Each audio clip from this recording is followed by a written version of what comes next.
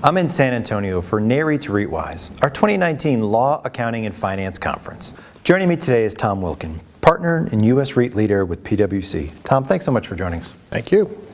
Now, much has been made about LIBOR and the transition to SOFR. Can you get us up to speed on the latest developments? Well, clearly I think there was hope that this wasn't going to happen, but it's on its way. They've made the decision LIBOR is going to be gone by the end of 2021. And the regulators are, in each of the major jurisdictions, are creating their own replacement for LIBOR. In the U.S., that's SOFR.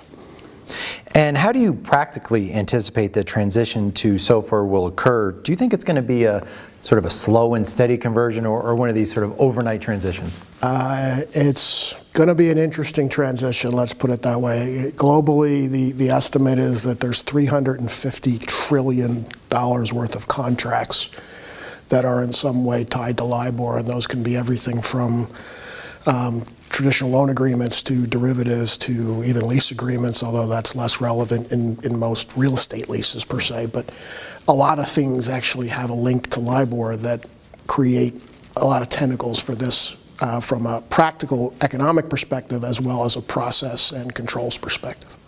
And finally, what impact do you think the new credit losses standard will have on equity REITs and mortgage REITs? Well, very different. From a practical perspective, equity REITs, property REITs, you want to call them that, for all practical purposes have been scoped out of CECL. Even things like receivables relating to leases have been pulled out of the CECL standard and have special accounting for it. On the mortgage REIT side, it's a little different. It depends on where you sit. The commercial mortgage REITs are going to be significantly impacted because their loan positions will all be subject to CECL, which is a very different standard than the historical loan loss reserves. They'll have a lot of work, and many of them will be having difficulties in what data to use in terms of loss history, given that the types of loans sitting in many of these commercial mortgage REITs are not the ones that are in the readily accessible data that is more conduit-related loans. They're very different in terms of risk, and you're going to have to bridge that gap in terms of actually doing the calculations. So there's a lot of discussions on how that's going to happen and what the best sort of data is, and those are really at their infancies. The residential REITs, the ones that have already made the jump to fair value elections for all their securities, are effectively scoped out.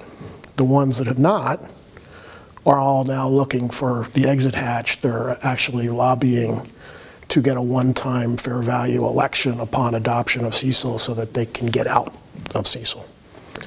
And then there's a whole host of issues around how do you deal with the loan losses in connection with FFO and other non-GAAP measures that are very early in the discussion in terms of impact. Great. Tom, thank you so much for joining us. Thank you. For more information on this and other REIT news and analysis, be sure to visit NAREIT's website, REIT.com.